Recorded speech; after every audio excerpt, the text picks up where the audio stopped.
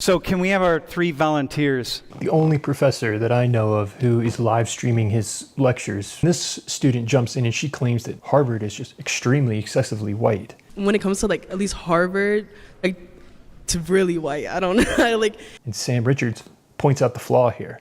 Actually, it's not that white. Not that white? No, look.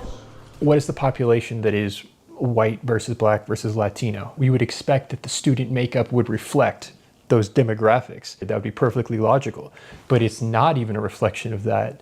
37% Asian, It's very Asian. 16% Hispanic, 14% black. It's like whites are a minority. Then she just completely changes the argument. When it comes to black people, at least within our own communities, right? Okay. We don't see like us going to Ivy Leagues as much as like our white peers. What is my community? I don't know anyone in my community who went to Harvard. People I grew up with, is that my community?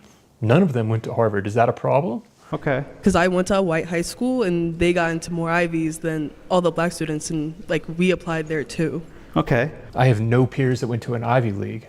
So sometimes it's like not always true. And like, what about the other white people that have the but same there's an stats? assumption that you just made right there. But that student points it out, that exact point. I grew up in a very white community too, and we had a very few minority people. Majority of the minority people went to Ivy Leagues than my white friends.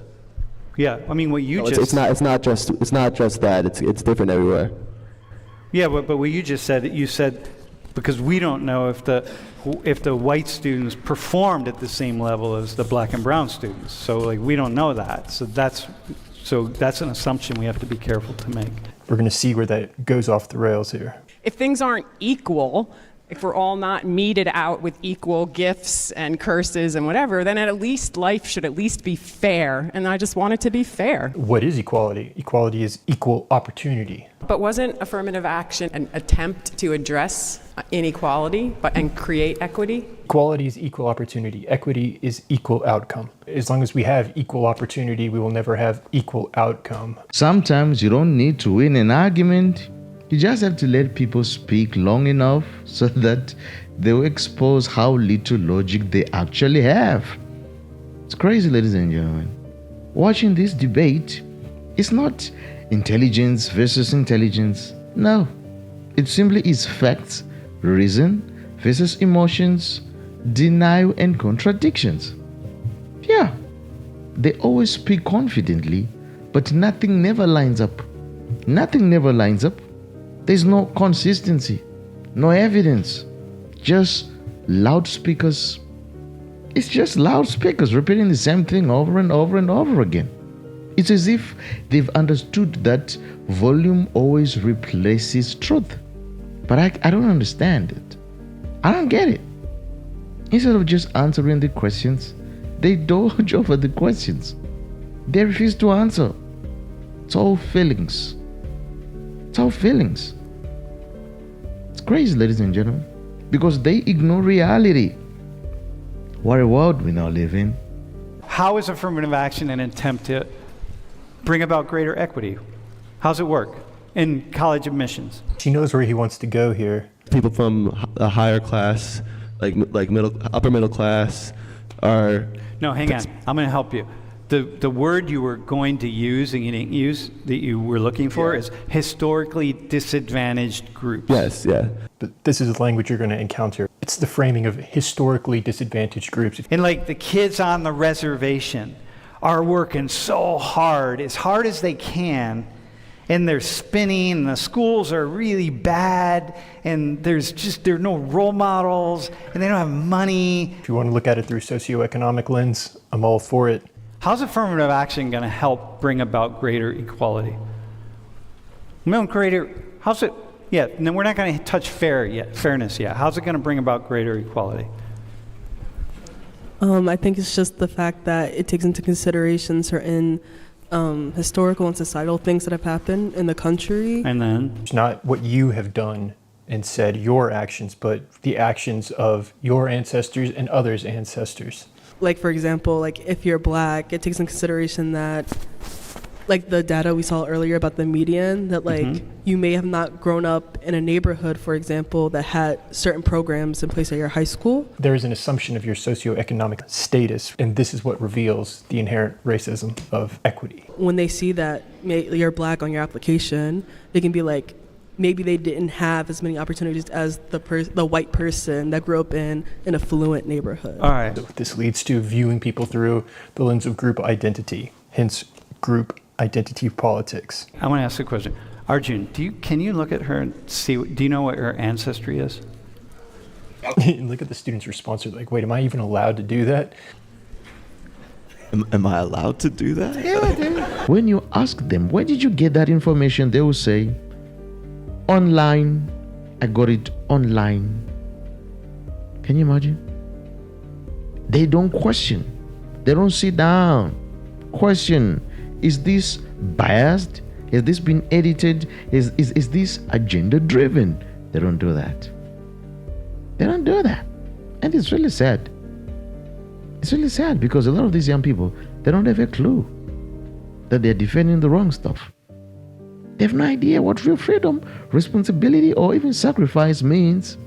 They don't have an idea. Do you think you're not allowed to do that?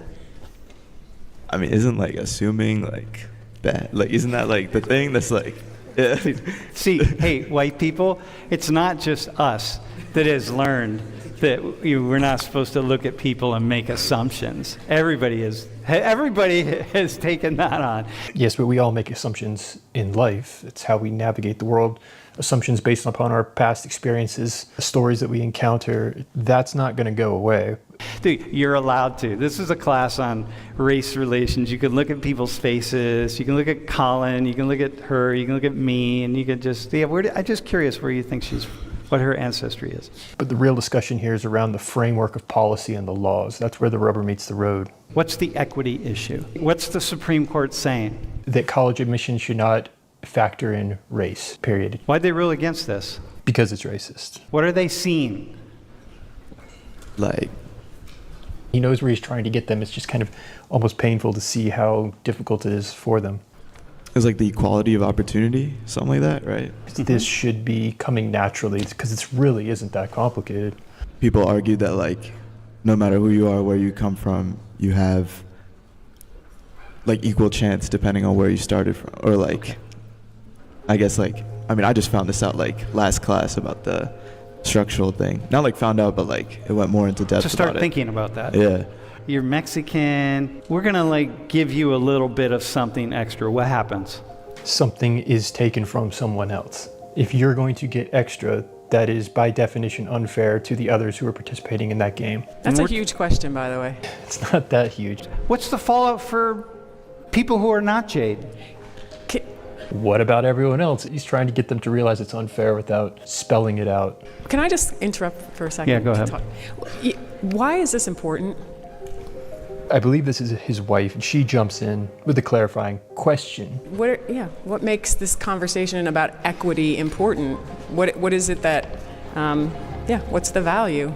We should not judge someone based upon their group identity, but rather on the merit of the content of their character. It's what we're really fighting about. We have all of this inequality. We have things that we know are unfair. And so we step into the system and we start moving it around. You're doing that in an artificial way to create a specific outcome. And every time you move something, it impacts something else. And I think this was baked into the framework that the Founding Fathers laid out, this inherent truth within the very fabric of reality. It laid the foundation for what could be achieved when you allow that framework to exist. People who won the Supreme Court case, what did they say? Do you imagine they said? And it's not a sustainable game, and it inevitably leads to more inequality in this paradox. Hey, you know what? We look at you, we're gonna move you forward. You gotta assume 100,000 people apply to Penn State. You're still dealing with a finite number of resources. In this case, it's the number of spaces at the college. So to give is to take. You gotta assume of all the people that they said no to, one of them is equal to Jade, if not multiple.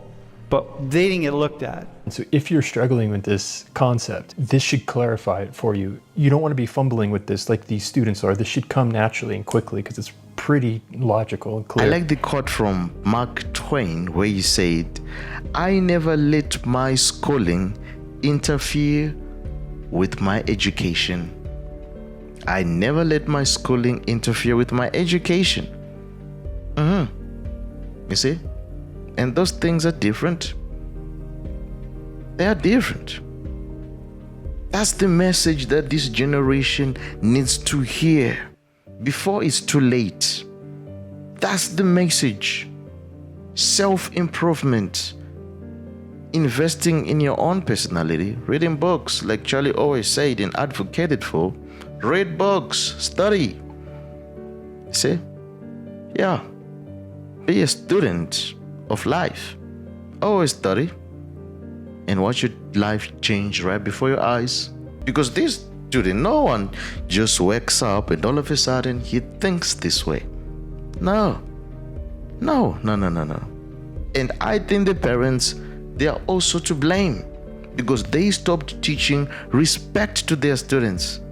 And now we are seeing the results. A generation so arrogant, clueless college kids who think they know it all. What kind of a generation? What kind of a generation? Because when you look at them, it's honestly sad. It is sad.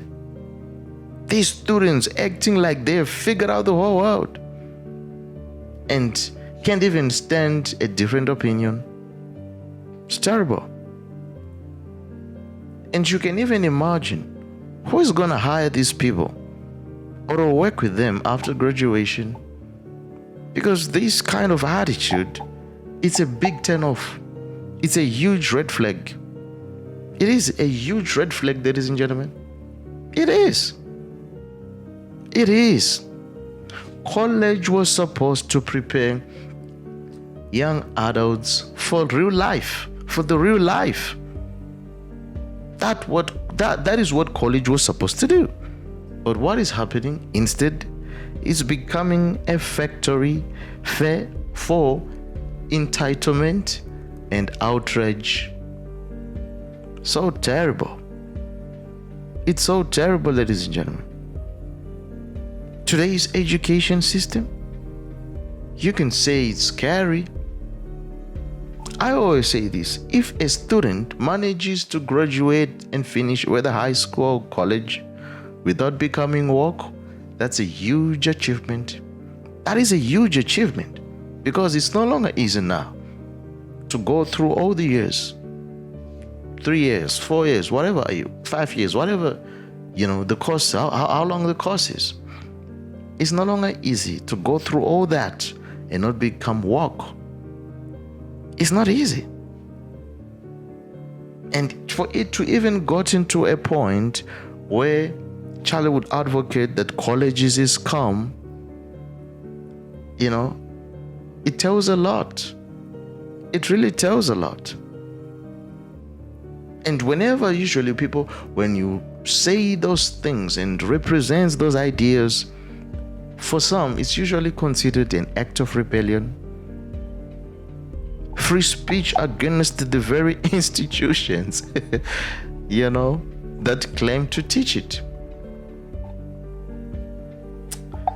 Ladies and gentlemen, these videos, they are a paint picture that there are things that are impossible to ignore.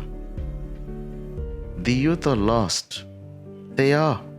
Education is broken, and the system that was supposed to shape the next generation is churning out.